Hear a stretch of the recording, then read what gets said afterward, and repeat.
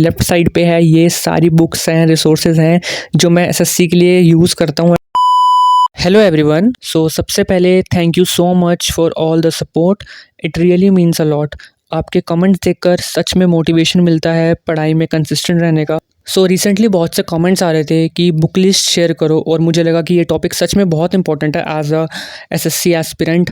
अगर आप 2026 सीजीएल या सीएचएसएल या एमटीएस कोई भी एग्ज़ाम को टारगेट कर रहे हो, एंड इस वीडियो में मैं अपने रिसोर्सेज को भी शेयर करूँगा एंड बताऊंगा कि आपको वो रिसोर्सेज यूज़ करने चाहिए या नहीं करने चाहिए। And this is my study room, जैसे कि आपको पता है। एंड जो लेफ्ट साइड पे है, ये सारी बुक्स हैं, रिसोर्सेज हैं जो मैं एसएससी के लिए यूज़ करता हूँ। एंड आप सोच रहे होगे इतनी ज़्यादा बुक्स एंड नोटबुक्स का तो कोई फ़ायदा ही नहीं होता, जितने कम रिसोर्सेज हो उतने ही रिसोर्सेज पढ़ना चाहिए।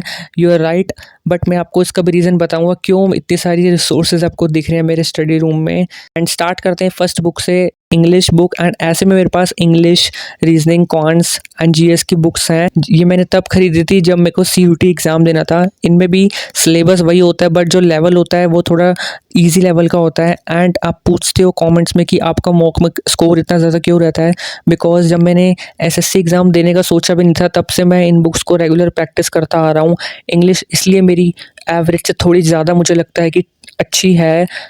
And this is economic book. जब लूसेंट में जो इको के टॉपिक्स है वो मुझे थोड़े डिफिकल्ट लगते हैं, इसलिए 12th में मेरे पास इकोनॉमिक्स थी तो मैं इकोनॉमिक्स इसी में से पढ़ लेता हूँ एंड मेरे कॉन्सेप्ट जो है क्लियर हो जाते हैं इसी में से। ही नोटबुक जिसमें मैंने जीएस एंड इंग्लिश थोड़े थोड़े उनके पीवाईक्यूज एंड नोट्स बना रखे हैं। यहाँ पे आप देख सकते हो 5 ईयर प्लान मैंने लिख रखा है, पूरा जो स्टैटिक का पार्ट होता है, स्टैटिक जीएस का।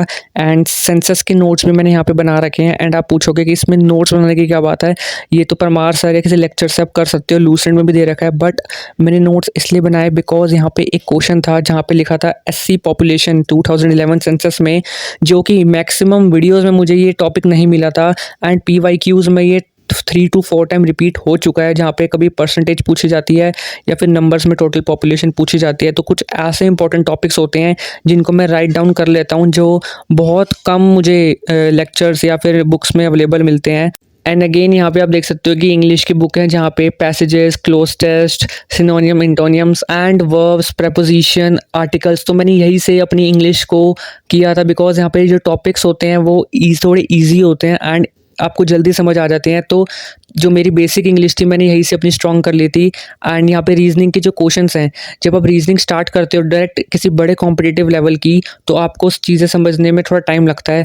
बट मैंने यहाँ से कर रखी थी पहले से, एंड मैं रेगुलर करता हुआ आ रहा हूँ, तो जल्दी मैं रीजनिंग कर लेता हूँ।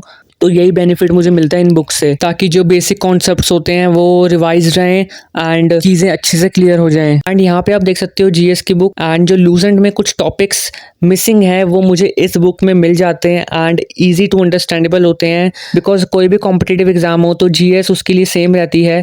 इसलिए आप कहीं से भी जीएस कर लो, आपको हेल्प मिलेगी मिलेगी। कुछ मेरे पास एनसीईआरटीज़ हैं, जैसे पॉलिटी की है, हिस्ट्री की है। This is most important book. English जिसमें वोकैबुलरी, ब्लैक बुक, जिसमें से direct idiom, phrases, synonym, antonyms, one word substitution आते ही आते हैं। तो ये बुक जो है मैं जल्दी इसलिए कर पा रहा हूँ बिकॉज मैंने आपको बताया कि मैंने पहले ही इंग्लिश के काफ़ी टॉपिक्स क्लियर हैं मेरे।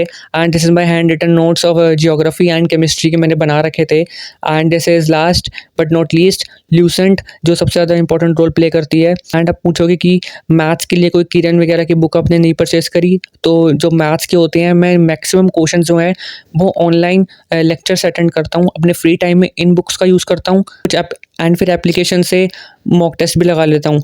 And this is all the resources I followed. But मैं आपको सजेस्ट करूँगा कि इतने सारे रिसोर्सेज की बिल्कुल ज़रूरत नहीं होती। जब आपके बेसिक क्लियर ना हो तब आप इन रिसोर्सेज को यूज़ कर सकते हो। एंड आपके पास टाइम हो 1-2 साल का, तो आप अभी से ही अपना बेसिक स्ट्रॉन्ग कर सकते हो। आई होप आपको समझ आया होगा कि मैंने क्या समझाने की कोशिश करी है। लिमिटेड रिसोर्सेज आपको रखने हैं अगर आपके पास टाइम कम है, अगर आपके कॉन्सेप्ट्स क्लियर है। आई होप आपके डाउट्स क्लियर हो गए होंगे। एंड अगर आपका कोई भी क्वेश्चन है तो आप कमेंट कर देना।